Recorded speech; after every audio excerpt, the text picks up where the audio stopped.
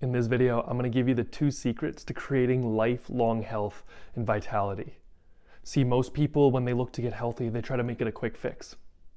And there's nothing wrong with wanting to make shifts and transitions in our lives, but these 2 things are going to ensure that not only do you create energy and health in your body, but that it lasts you for a lifetime. See, the first thing is that most people will focus on a diet, and there is no one-size diet or workout plan that fits anyone, right? Here's the very first thing, is that each and every one of us has an extremely unique body. So individual in every facet. And so to think that there's a diet out there that is going to work for you that's exactly the same as someone else's is a little bit crazy to me. We've all got different sized stomachs. We've all got different epigenetic, generational traumas and gut microbiomes and everything that impacts the way our body receives and digests food. So on that front, instead of believing that there's one workout or one nutrition plan to fit your exact makeup that is based off of someone else's, what I'm inviting in here is the secret is that more important than figuring that out is to develop a relationship with your individual body. Because this is going to give you an opportunity to build the foundation for health for your entire life. When you can begin to notice the different signs and symptoms and the language of your body, it will give you an opportunity to tune into that which is present in every single moment, because your unique body is going to want to eat at a certain time. It's going to want to eat a certain amount. It's going to want to eat at a certain pace. It's going to want to eat in a certain location.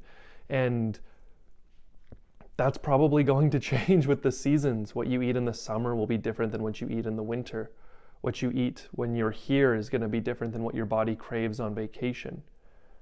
If you move locations, if you're in a different relationship, depending how much stress you're under at work, all of these different things are going to impact what your body actually desires.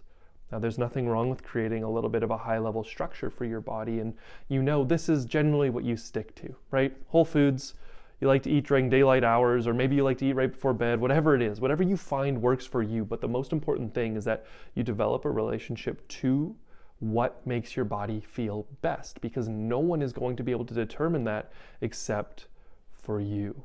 And this is going to go with you no matter where you go.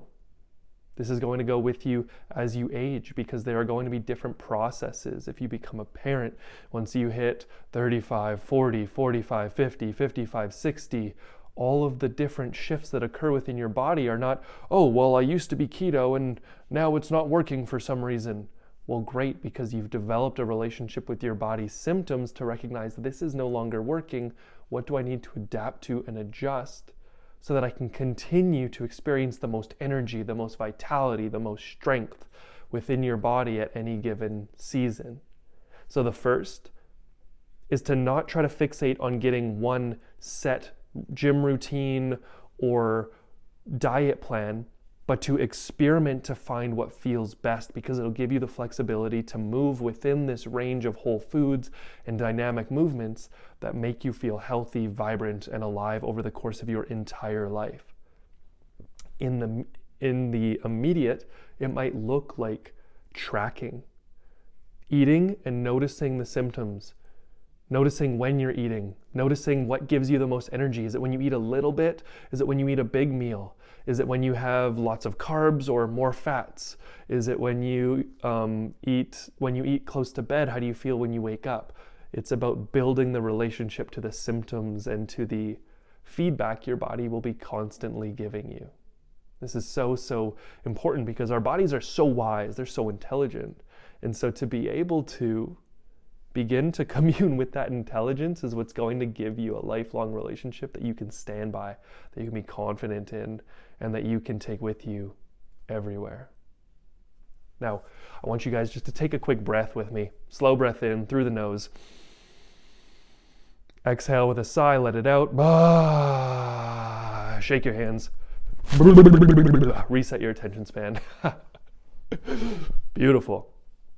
If you guys found value in that first point, I ask that you like, subscribe, follow along, and we're dropping into point 2 now. The second secret to a life of vibrancy, health, and vitality is that it doesn't matter how much you optimize your entire life. You can get your nutrition dialed in. You can have your workouts on point. You can have your hydration locked in. You can have your sleep quality mint. And you can destroy all of it with your mind.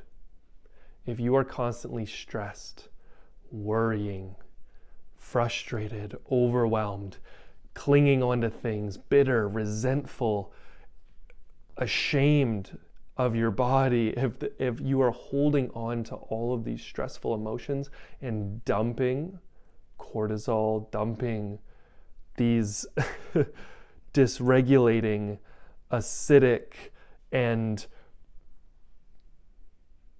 rough chemicals into your body, if you're always uptight, it doesn't matter how much you optimize everything else in your life. You will be able to make yourself sick through worry, through anxiety, through your thoughts. We see it all the time, and I know because I experienced it. I thought I had everything dialed in, and yet I was still getting sick. I was having hot flashes, kidney stones. I was like, I don't understand. But it's because there was stress in my life, and stress comes from everywhere around us, but a couple of the places you can look right away. You can look at your finances and your relationship to money. You can look at your romantic intimacy, your partnerships, and see where in your relationships you're being caused stress. You're stressing. Or you can look at it in the biggest one of them all is in your alignment. What do I mean when I say that?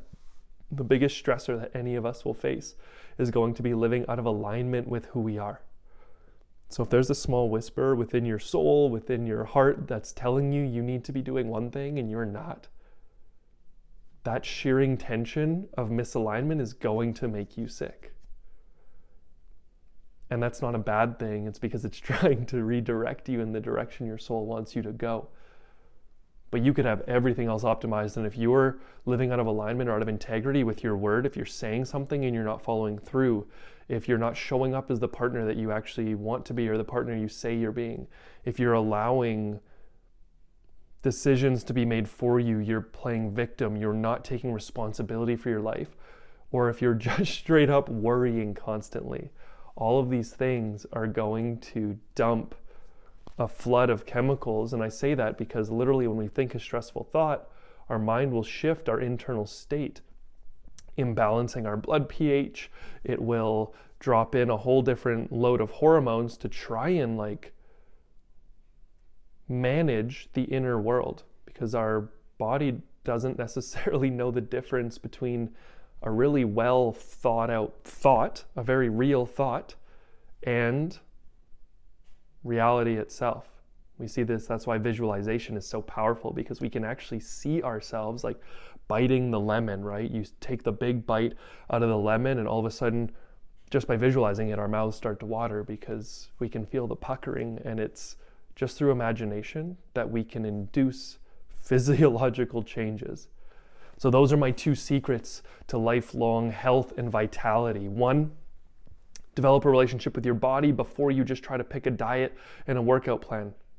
2, you cannot over-optimize. You will always be able to outrun that health with stress.